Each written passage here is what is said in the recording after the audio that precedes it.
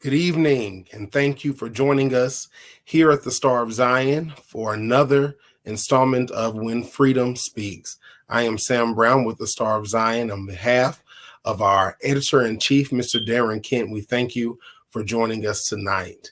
Tonight, we have a wonderful show prepared for you as we go into the specifics of dealing with diabetes.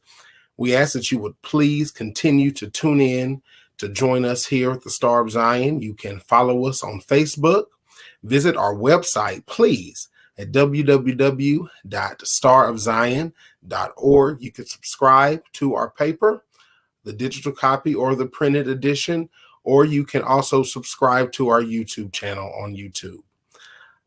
We have moderating our conversation tonight the wife of our esteemed editor, Mrs. Nina Kent, who is a healthcare professional in her own right with over 15 years of experience in the field of nursing. She earned her baccalaureate degree from Brigham University and went on to Hunter College, where she earned her master's of nursing and public health. Please join me in welcoming Mrs. Nina Kent. Thank you, Sam. Good evening, everyone. Thank you for joining us this evening. As we recognize November, we're wearing blue in recognition of Diabetes Awareness Month. This month, we have the pleasure of speaking with Dr. Minette Francis Hayden as she provides her insight on diabetes, prevention and awareness, and management tips. Dr. Minette is a board-certified doctor of optometry. She has been in practice for over 20 years. She began in private practice and currently is working in a hospital-based setting at Lincoln Hospital in the Bronx, New York. Dr. Minette's professional background includes licensure in physical fitness and holistic wellness. This allows Dr. Minette to not only deal with the eye, but the whole person, mind, body, and soul. Dr. Francis Hayden is an active member of the Bronx chapter of Delta Sigma Theta Sorority Incorporated, and she also was a former member of the Eastern Regional Health Task Force of her sorority. Dr. Minette is the wife of Stuart Hayden and the doting mother of their daughter, Jeline. The Hayden family are currently members of the Greater Centennial AME Zion Church, located in Mount Vernon, New York. As we receive this great wealth of information, please add all questions and comments to our chat box, and we will answer them at the end of the presentation. Now, without further ado, please welcome Dr. Minette Francis Hayden. Good evening, and thank you so much, Mrs. Kent. I appreciate that wonderful introduction. I'm so honored to be here on the Star of Zion website to provide this information that is definitely necessary for our community. So I would like to start with the first slide that highlights that we have 3 types of diabetes.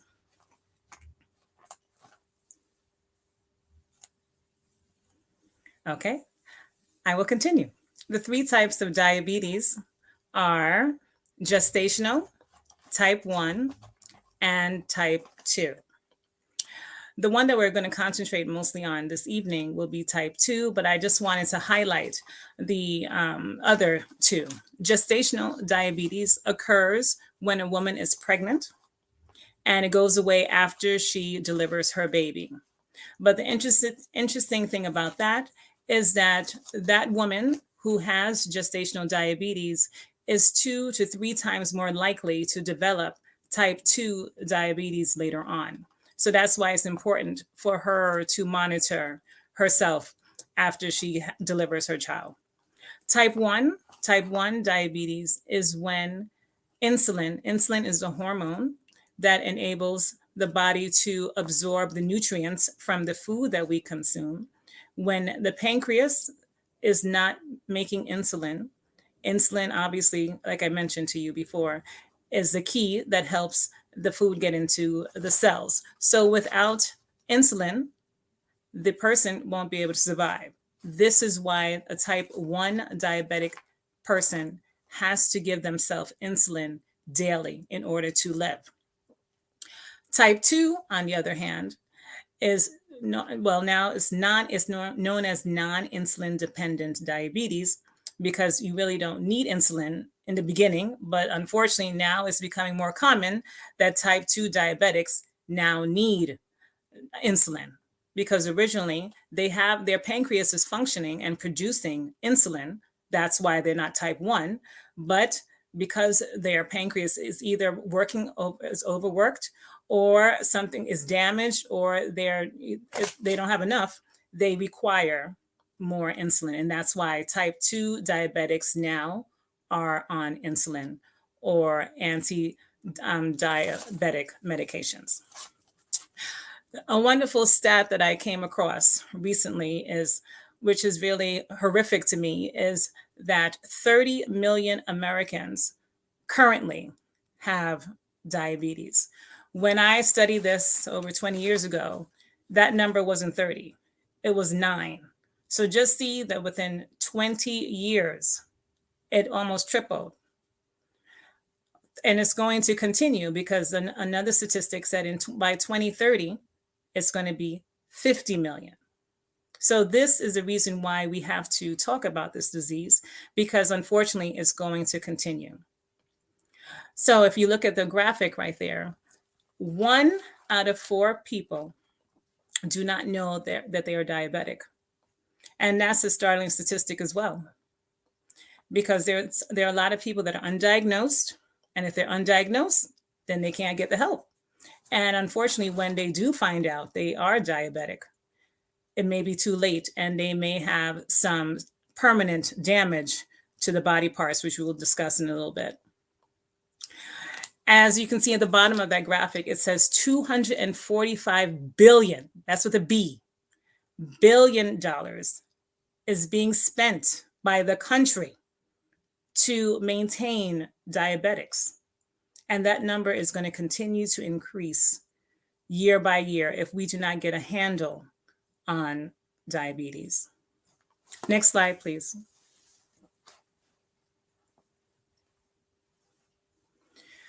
So, as I mentioned before, we're really going to talk about type 2 today, or this evening, because type 2 is the most common one today.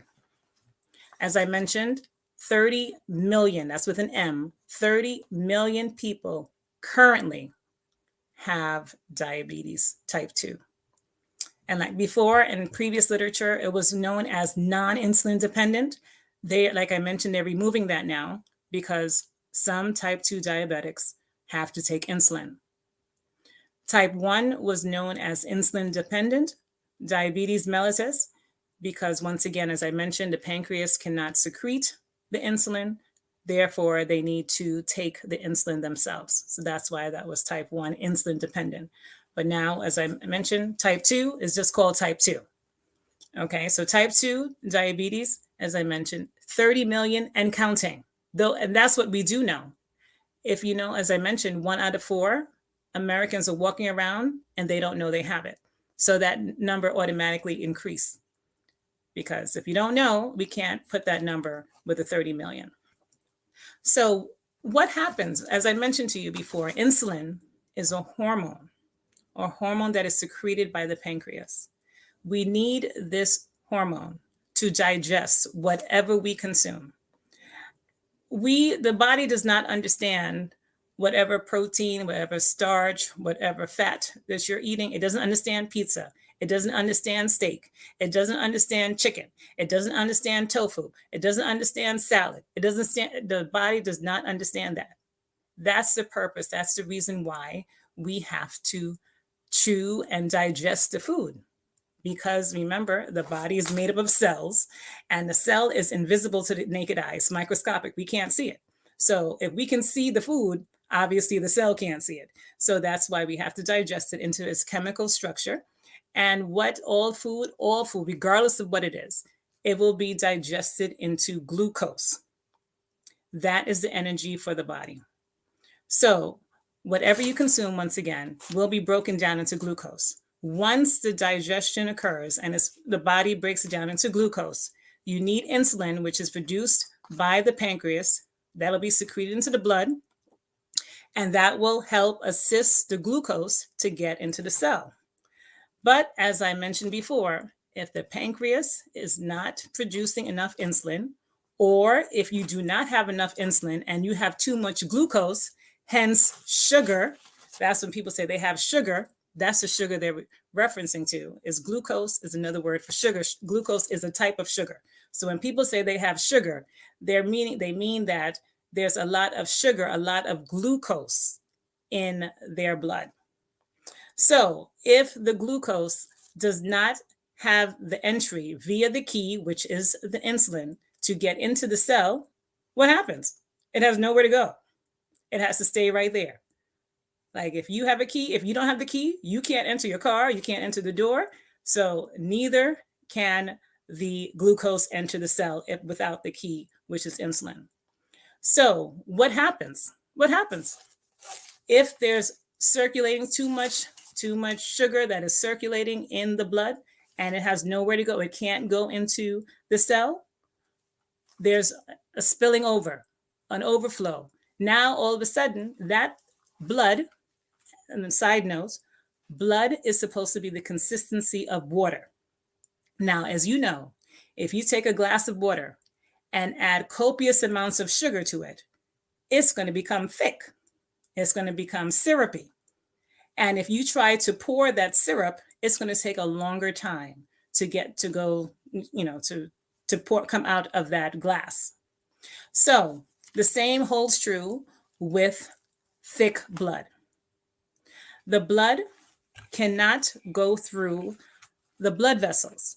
And I'm going to give you an example of this. This straw would represent a blood vessel, represent an artery. And this straw right here would represent a capillary. As you can see, there are different sizes depending on the body. Obviously, the bigger the structure, the larger the blood vessel.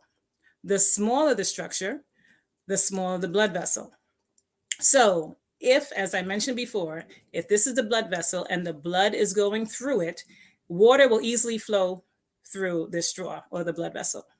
But if I'm putting syrup will take its slow time to get to the bottom.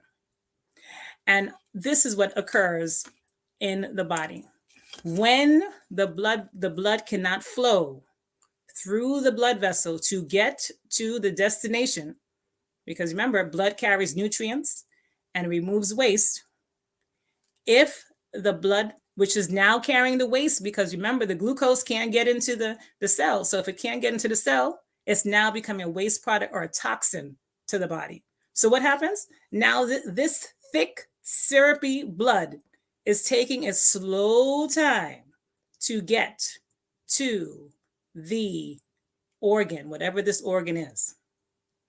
So by the time, remember, if it was free flowing blood without sugar, it would automatically go quick like that.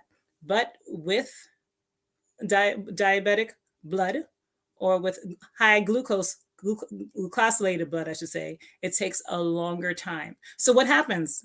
Deterioration occurs. When I say deterioration, that means when people say, they can't feel, they start to have loss of feeling. Why? Because remember, the blood is supposed to be carrying nutrients and oxygen. But if there's glucose there and all that blood that's competing, it can't get there. Okay. Some people, they start to have a certain scent. Back in the day, before there was technology and all these different tests, what the old folks would do, they would urinate on the ground. And if the ants came to the urine, that's how they would know they're diabetic. And why would that be? Because once again, the waste products of the glucose would be in the urine. Because once again, it's a waste, it's not entering the cell.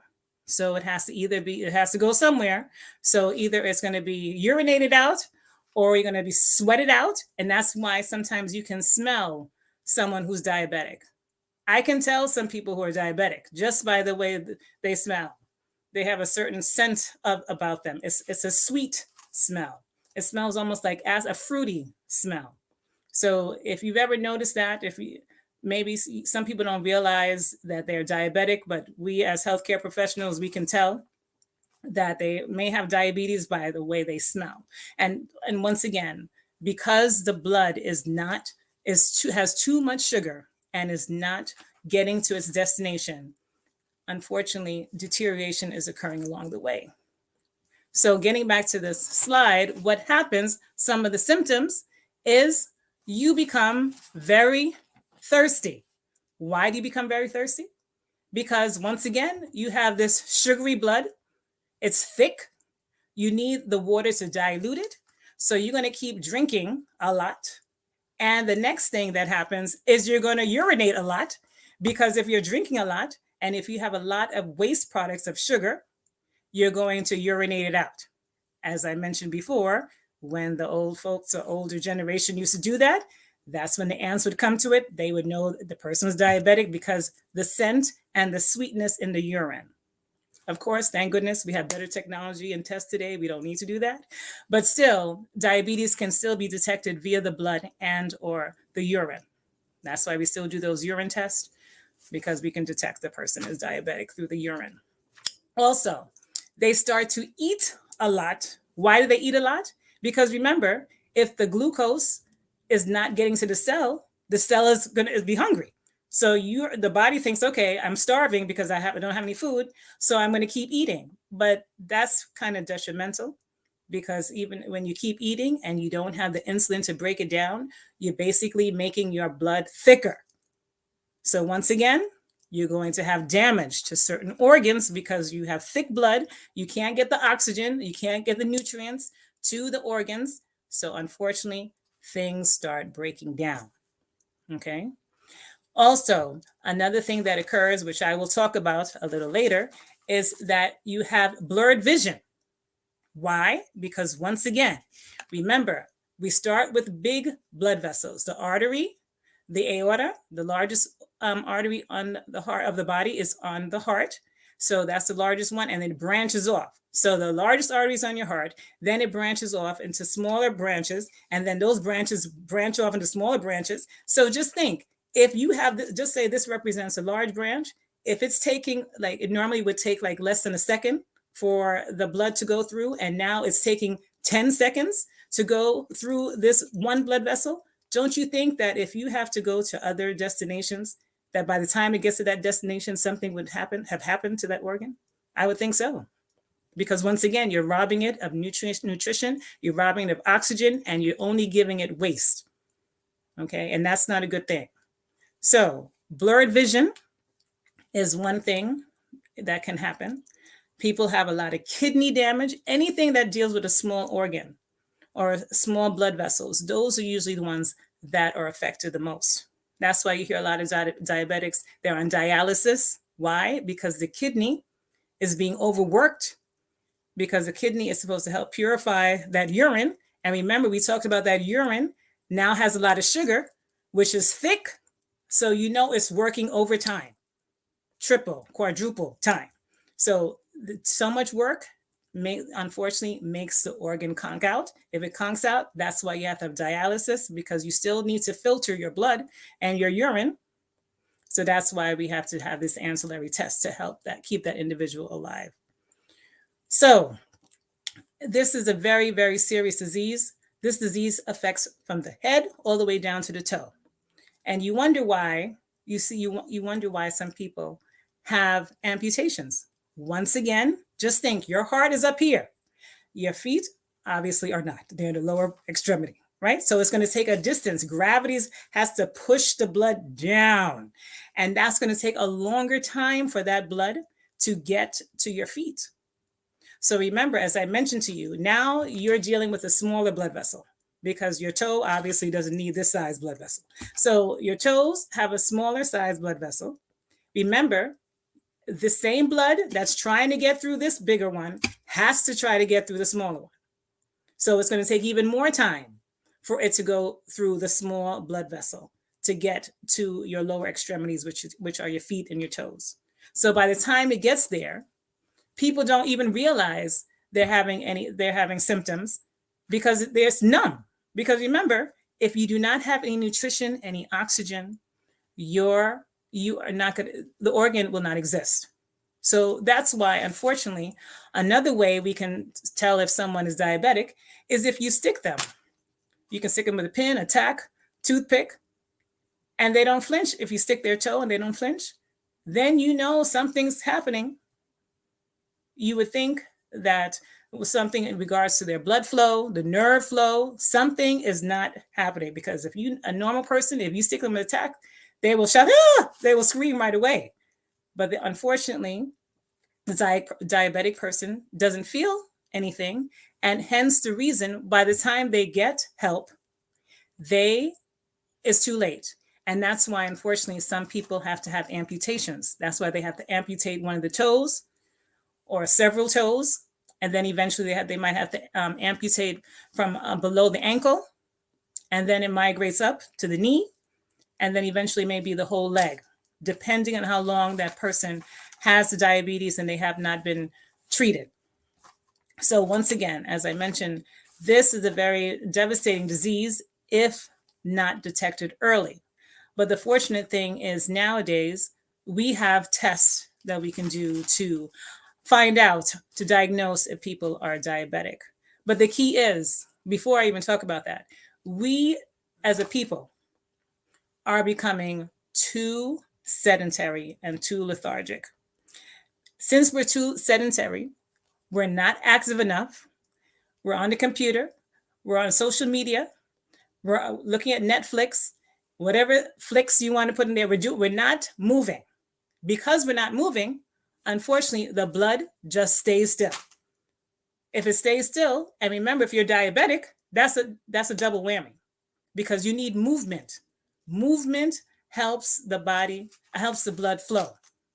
So if we're just sitting in front of Netflix, we're on a computer, on our whatever screen of choice you want to choose, and not moving, that is also one of the reasons why we're becoming overweight, right? Inactivity. And also, unfortunately, due to this pandemic, the pandemic has made a lot of diabetics come about, because unfortunately, a lot of people have stayed on their couches or not even moved from their beds, and they've just consumed a lot of unhealthy products without actually doing any physical activity. So what happens? The person becomes overweight. If they become overweight, the blood is going to become sluggish. If they're not eating the right things, the blood is going to become thicker. If the blood becomes thicker, they can become diabetic and or other things, hypertensive, other issues, high cholesterol. All of them work together. And unfortunately, it's not for our good. Okay? So once again, we, society, all of us, we all have to remember that we have to be active. We have to take care of us. As a healthcare professional, I can tell you what to do. Your doctor can tell you what to do. But if you don't want to do it, you can't help yourself. So one of the take homes here is that, first of all, this is informational. I'm not your doctor. I don't know your personal history. So I can't tell you you need to do A, B, C. You need to talk to your healthcare professional to discuss your situation. But I'm here to encourage you to do better things for, with the life that you have right now. Okay, because we only have one life and we got to take care of it. Okay, if we're good stewards, we need to be good stewards of our lives, of our bodies, because the body is a temple. Okay, we need to take care of our temple. So getting back to the graphic, one last time before I'm going to put it all together. So why is diabetes dangerous? I think I already mentioned the reason why, because it can affect all body systems. The nerves, as I mentioned to you, the blood vessels connect to the nerves. If you don't have adequate blood flow with oxygen, the nerves, everything else is going to die off. Your whole body obviously has nerves. So if the nerves die, unfortunately, the organ connected to it dies as well, or it doesn't function as properly as it should. Okay, so this is one of the reasons why it behooves you to make certain that you do your best to know, one, your family history. You need to know if anyone in your family has it. If someone immediate and your parents, your grandparents, uncles, aunts, first degree relatives, even siblings, you're 4 times more likely to get it. But that doesn't mean you're going to get it. I'm not saying that, but you're more prone to. All right. So if you know your family history, that's the reason why the doctors give you a questionnaire before we see you, because the more information you give us, the better we can assist and help you. So one thing I'm going to say this: when you answer the questions, answer them truthfully. Because one thing as a healthcare professional, it's terrible when you lie to us. A lot of patients either lie or they do not tell us the complete truth. But what I love to tell people is that even though you may lie to us or you may omit certain facts, we will find it out. How, you may say? By the tests that we do. So we listen to you, yes, but we rely on tests because we know that people are either ashamed, they don't, whatever the issue is, they don't tell 100% truth. So going forward, tell your healthcare professional the truth. If they ask you the question, give them an honest answer. We're not here to judge you. We're here to help you. Okay? And remember, there's a thing called HIPAA. Whatever you tell us stays there. We can't share with anybody else. Okay? Trust me, there's so many things I've heard from my patients, I wouldn't want to tell anybody else because I'm shocked myself. But anyway, the point is, you have to be honest or if you want an honest assessment. If you want us to give you the right treatment, you have to help us. Okay, we're a team. Okay, and I always tell people, only you know your body. I don't know your body, I know my body. I can't speak for your body. You have to tell me about your body so I can help you. Okay, so the better you know your body, the better it is to that healthcare provider. Okay, so I'm going to show you or tell you an interesting story. I shouldn't say a story, was a patient that I had a few years ago. Because you might be asking, that's all fine and good. You tell me all this information, but how does that relate to what you do? Okay, first of all, let me tell you, I'm an optometrist, and what it is, I can diagnose, treat, and manage any systemic or ocular disease. Systemic means high blood pressure, diabetes, all those different diseases. I can treat them with medications. Obviously with the ocular, if you want glasses, contact lenses, I do all that too. Okay, so the difference between an optometrist and an ophthalmologist is a surgeon. An ophthalmologist is a secondary care provider. I'm a primary care provider. So the majority of people come to me first. And if they have a problem that needs surgery, I will refer them to the ophthalmologist who will take care of that issue and then return the patient back to me for continuous care. So once again, an ophthalmologist is just as, is obviously a doctor, but he or she just does the surgery for that specific issue. But the optometrist, the primary care, we deal with all the other eye issues. So as I was saying, a few years ago, I had a 10-year-old patient, African-American female patient, and I'm going to give you a little background so you can understand how all this will make sense. I walked into the waiting area and I called the person's name, and she was accompanied by her mother. And they were both sitting down and they were eating some fast food. And when they both got up, I didn't know who was the patient because both of them looked alike. They both had the same body type. They both were the same height. They both were the same width. And I was like, who is the 10-year-old? That's the first thing. I was like, okay, who? Mind you, they both were rather developed. So that's another reason why I didn't know who was the 10-year-old. So it wasn't until I got a little closer, or they got a little closer to me, and I was like, oh, this one has, looks a little, has her features aren't as, they look more younger. And then when I called the name and she answered, like, oh, okay, you're the 10-year-old. I say this to you, as I mentioned to you before, inactivity, obesity, increasing.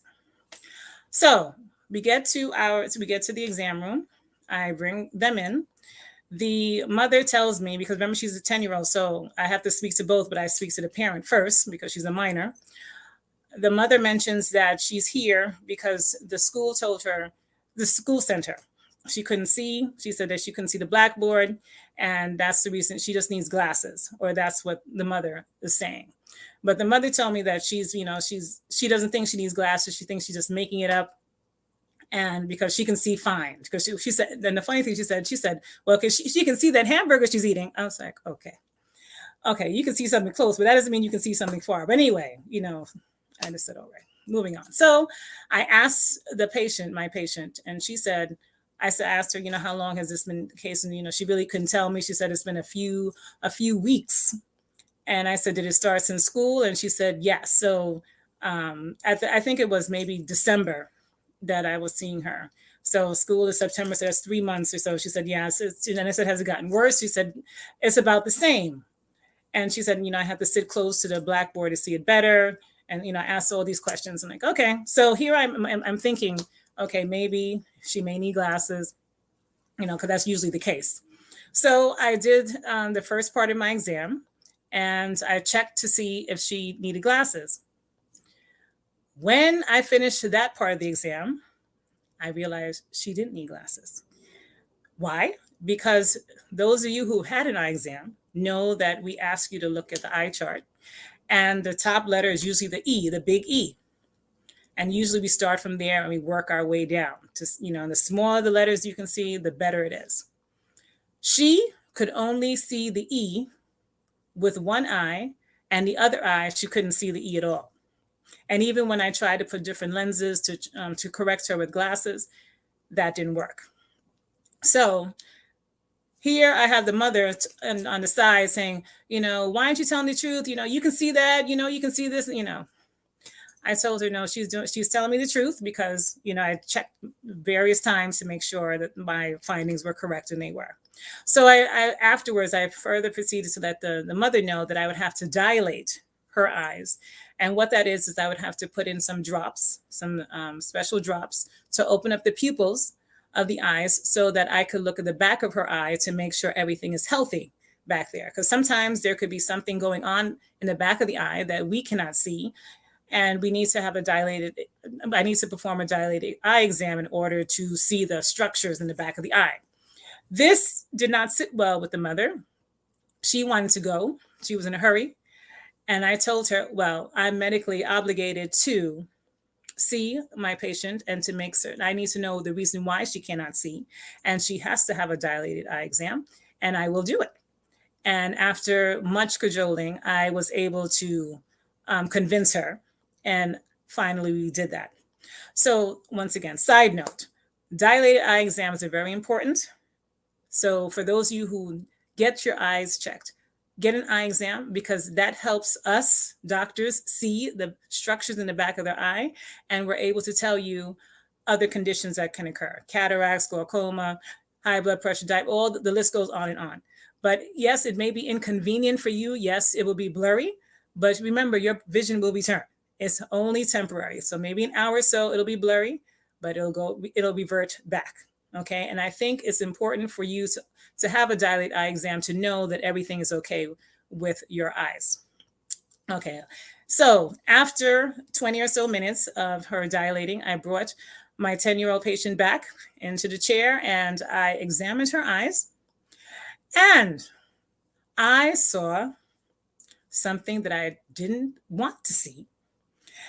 And before I tell you, or before I show you with the next slide, I would like to, as I mentioned to you before, I started to smell that fruity scent on her. When the closer I got to her, I realized this smells like something. And I'm not saying anything to the mother. I'm making, doing my assessment. And I said, okay, remember I told you that she and her mom appear to be around the same size. And remember, and just to let you know, the both of them were bigger than me. Okay. And I believe I'm an average size. So if the 10-year-old and the mother are bigger than me, that's another thing. That's a concern. I told you that they were eating fast food when I went for them in the waiting area. So once again, remember, she's 10. She was eating fast food. She overweight. She has that funny, fruity scent. So I'm thinking, oh my, she could be diabetic. One thing I need to mention here, as the reason why I'm talking about children is because even though the slide is talking about adults, unfortunately, diabetes is affecting our youth more so now than ever. Why? For the reasons I mentioned before. Inactivity, eating unhealthy foods, sitting and being sedentary because they're constantly on the screens, not drinking enough water. They love those sugary drinks. I know most of us do, but the children love it even more so. So all of that is unfortunately the reasons why our youth are becoming more diabetic.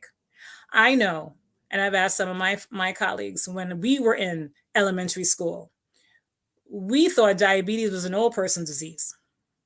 That was someone your grandmother, your great grandmother had. It wasn't something that your classmates have.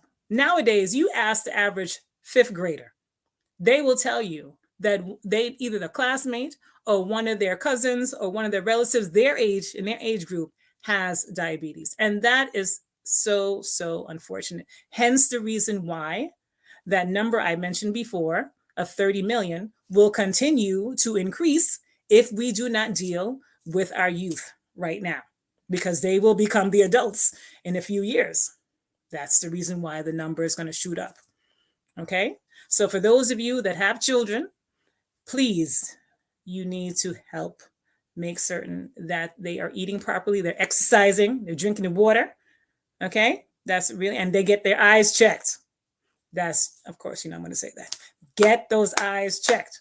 Anyway, now you can bring up the slide. Let me show you how her eye looked.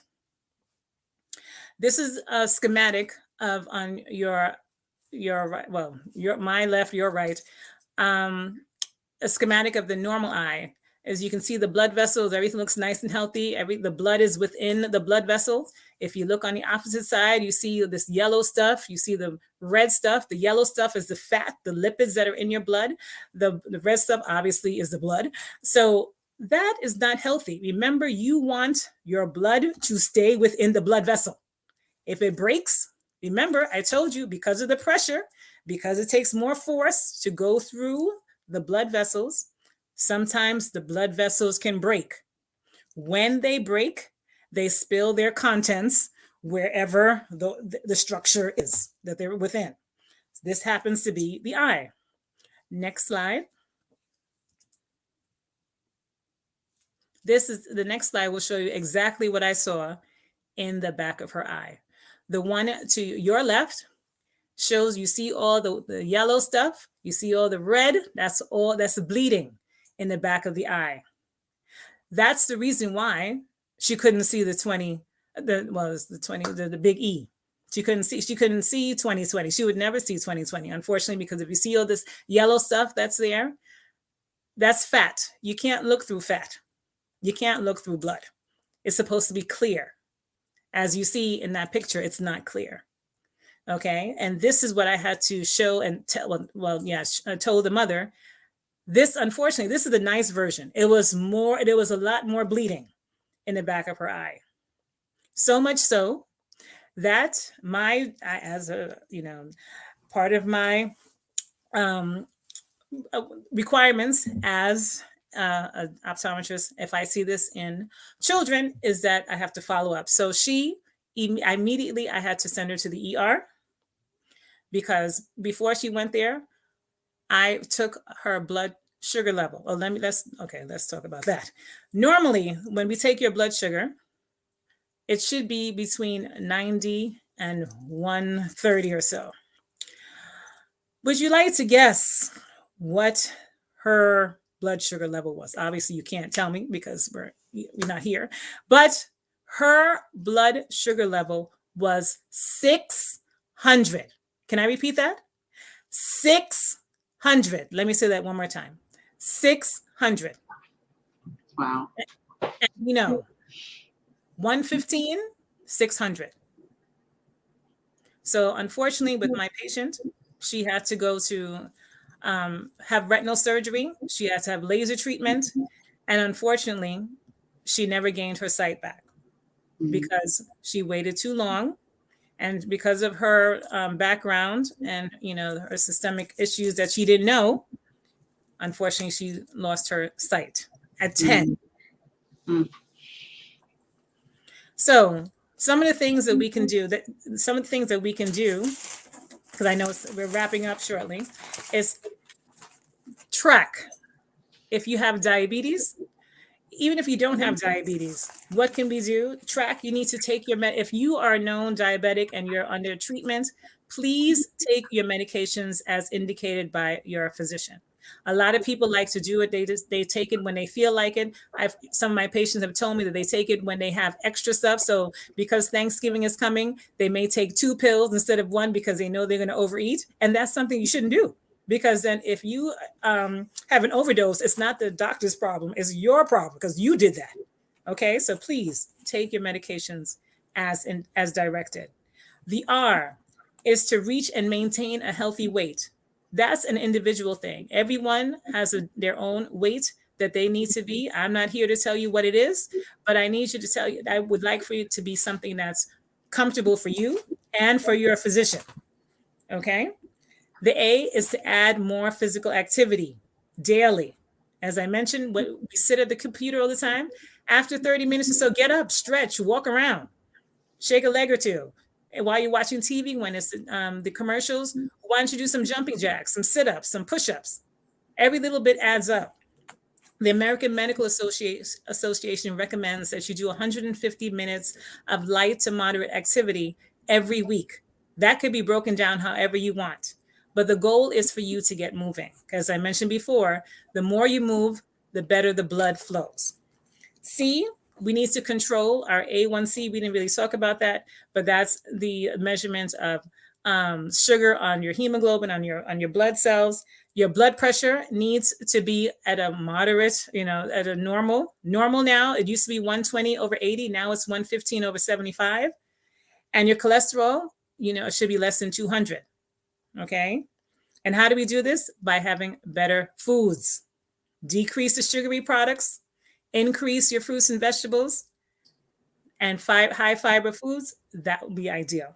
And the last, it says K for kicking smoking. Obviously, if you smoke or you vape or whatever the word is nowadays, you are making the blood vessels thinner. If you're making them thinner, remember, if you have thick blood, it's going to be harder for that blood to go through the thinner membrane of the blood vessel. So once again, that's the reason why we want you to stop smoking. And I would add, decrease the alcohol, because alcohol is sugary. So imagine if you're already in a sugary state and you're adding more sugar on top of that, it's going to make it even worse. Okay. So what I would end with is that knowledge is power. Hopefully, now that you have the knowledge, I pray that this empowers you to be, do, act, and live better. Thank you. Thank you, Dr. Minette. That was wonderful, very insightful. Based on the comments, you have definitely reached a great number of persons and have given them great information about diabetes. There was a question in the comments that I will highlight from Miss Anna Crandell. Ms. Crandell asks if you could speak about new medications and how the new monitors work. Well, because they're new, there's so many different ones on the market. I don't know which one you're speaking to because they have different ones, and I can't address all of them. But the new monitors, depending on which one that you're using, it'll detect how much sugar. Either one, it can detect how much sugar is in your blood, and or two, it can detect how much insulin is needed for you to maintain whatever blood sugar level your physician has. Mm-hmm. Thank you. So we did talk about the three different diabetes that are, different diagnosis of diabetes: type 1, type 2, and gestational. Also, there are, many people who are pre-diabetic, predisposed to genetic dispositions. Their mother, their father, their cousin has it in their family line. So in that aspect, can you speak to people who are pre-diabetic? How can they maintain the non-diabetic status? How can they shift it from becoming diagnosed to maintaining a non-diabetic diagnosis? Well, when you're pre-diabetic, you have to know that. So that's the first thing you need to do is obviously go to your physician and get tested. Because how would you know you're pre-diabetic if you don't, know? Okay, so the first thing is to go to your physician and have your blood work checked. Once your blood work is checked and they tell you that you are pre-diabetic, that is the signal for you to get track, to do those tips that I just mentioned, okay? To make sure you maintain a healthy weight, to make sure you exercise, to make sure that you stop the smoking, decrease the alcohol, increase water. If anything, if nothing else, increase your water intake. Remember, I mentioned that you have thick blood. How do we dilute the blood is with water. You're supposed to drink half your body weight in water. So if you're 150 pounds, that's 75 ounces of water per day. Okay. So try to do that. That will also help if you're pre-diabetic. And do you advise, I know you said that the Medical Association, the American Medical Association says that you should have 150 minutes, you said, a week of physical activity? Yes, ma'am. So would a fitness class, be added to your regimen? At what point will it be too much? I know we're not necessarily going to take that number and add it into our regimen so strictly. At what point, for someone who's pre-diabetic, what would you lightly suggest for them to do on a daily basis to make sure that they, maintaining a good reference weight and maintaining their health so that they don't tip over to that diabetic side? Well, first, everything in moderation. I wouldn't want anyone to run a marathon tomorrow because none of us are prepared. Right. We would pass out, okay, because we're not prepared. So the thing is, slow and steady wins the race. Right. Slow and steady wins the race. So whatever is comfortable to you or for you, you do that. If you like to walk, then walk. I would encourage people to walk first. You walk before you run. Some of us, when we came out the womb, we started running, but majority of us, we crawled and then we walked. So walking is basic. It's recommended that you do at least 10,000 steps per day to maintain your body weight. So you can start off there. And then if there are any other activities, you can always add on. The thing is, you need to start. That's the key. A lot of us don't start. We need to start. 150 is the goal. 150 minutes is the goal. Not everyone's going to meet that goal. 10,000 steps is the goal. Once again, if you never walked before and tomorrow you're going to start, I don't want you to get to 10,000 tomorrow. If you get to 1,000, I'll be happy. Right. And then by Friday, on Thursday, a lot of people not going to walk at all because we know we're going to be sitting back, relaxing. So after Thursday, we're going to enjoy the food. But on Friday, all of us need to do something to deal with all that extra that we would have consumed on that Thursday. Okay, so in all seriousness, on Friday, we really should do some type of physical activity, whether it's shopping. A lot of people are going to go shopping if they decide to go to the malls. Then you're going to be walking, right? So just do a little bit more. As I mentioned before, in between the TV, when you're on the commercials, that's the time to do some activities. Get up, jumping jacks, planks, squats, whatever you like to do. Lifting weights, just going up and down with your arms, that's moving the blood. You can do that too. But dancing is one of the best things. A lot of us have favorite songs. You put on that song and you just go. Right.